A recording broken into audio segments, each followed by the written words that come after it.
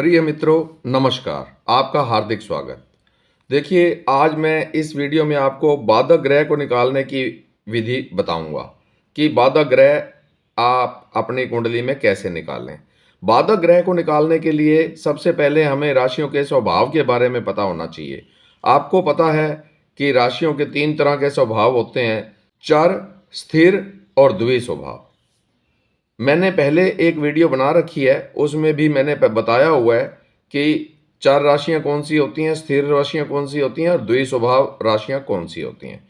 अब चूंकि हमने यहाँ बाधक ग्रह निकालना है और बाधक ग्रह को निकालने के लिए हमें इन सब का पता होना चाहिए कि राशियों के स्वभाव कौन से होते हैं, कौन सी राशि का कौन सा स्वभाव है।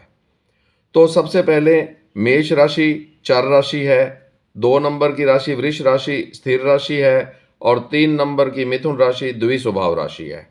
ऐसे आगे चलते चलें, 4, 5, 6, 7, 8, 9, 10, 11 और ये 12। अब आपको पता लग गया होगा कि चर राशियां कौन सी हैं। 1, 4, 7, 10 ये सारी चारों चर राशियां हैं। 2, 5, 8, 11 ये स्थिर राशियां हैं। 3, 6, 9, 12 ये द्वि स्वभाव राशियां हैं। अब हमें इतना पता चल गया। चलिए आगे चलते हैं कि हमने बाधकेश कैसे निकालना है। यदि आपके लग्न में, ये आपको पता ही है कि ये लग्न होता है, यदि इन 4 राशियों में से कोई भी एक राशि आपके यहाँ पड़ रही है, 1, 4, 7 या 10, इन चारों में से कोई भी एक अंक आपके लग्न में लिखा हुआ है तो उसका बाधकेश यहां का स्वामी मिलेगा। अब मान लीजिए आपके लग्न में एक अंक लिखा हुआ है तो 1, 2, 3, 4, 5, 6, 7, 8, 9, 10, 11 यहां पर 11 लिखा मिलेगा आपको। ठीक है, 11 नंबर की राशि कौन सी होती है आपको पता ही है, कुंभ राशि होती है। ये कुंभ राशि का स्वामी कौन है? शनि ग्रह हैं। अब शनि देव जो है आपके बाधकेश हो गए। और यदि यहां पर 4 लिखा है तो यहां 5, 6, 7, 8, 9, 10, 11, 12, 1 और 2, यहां 2 लिखा मिलेगा। 2 नंबर की राशि होती है वृषभ राशि और वृषभ राशि का स्वामी होता है शुक्र ग्रह। तो इस तरह से वह शुक्र ग्रह आपका बाधकेश हो गया। ऐसे आगे आप निकालते चले क्रम में। ये तो हो गया 4 राशियों के बारे में। अब यदि आपके लग्न में 4 राशि ना लिखकर इन स्थिर राशियों में से कोई एक राशि लिखी हुई है, 2, 5, 8 या 11, इन राशियों में से कोई एक राशि लिखी हुई है यहां पर, तो आपका जो बाधकेश बनेगा वो यहां का स्वामी ग्रह बनेगा।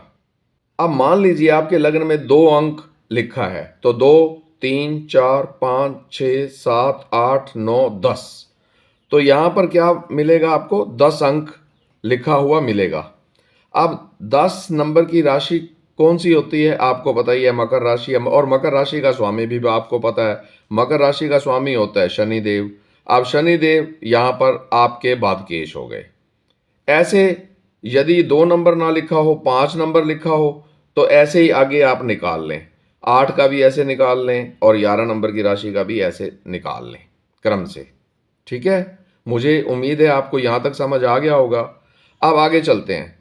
यदि 4 राशियों में से भी कोई नहीं है और स्थिर राशियों में से भी कोई अंक यहां पर नहीं लिखा हुआ आपके लग्न में, और आपके लग्न में यदि इन द्वि स्वभाव राशियों में से कोई एक अंक लिखा हुआ है तो उसका जो बाधकेश है वो यहां का स्वामी ग्रह मिलेगा। अब यदि द्वि स्वभाव राशियों में से कोई एक अंक लिखा है, या 3 लिखा होगा या 6 लिखा होगा या 9 लिखा होगा या 12 नंबर की राशि लिखी होगी, यदि इन द्वि स्वभाव राशियों में से कोई एक राशि लिखी हुई है तो इस घर को देखा जाएगा। इस घर में जो राशि अंकित होगी उसका स्वामी ग्रह आपका बाधकेश होगा। चलो एक एग्जांपल ले लेते हैं।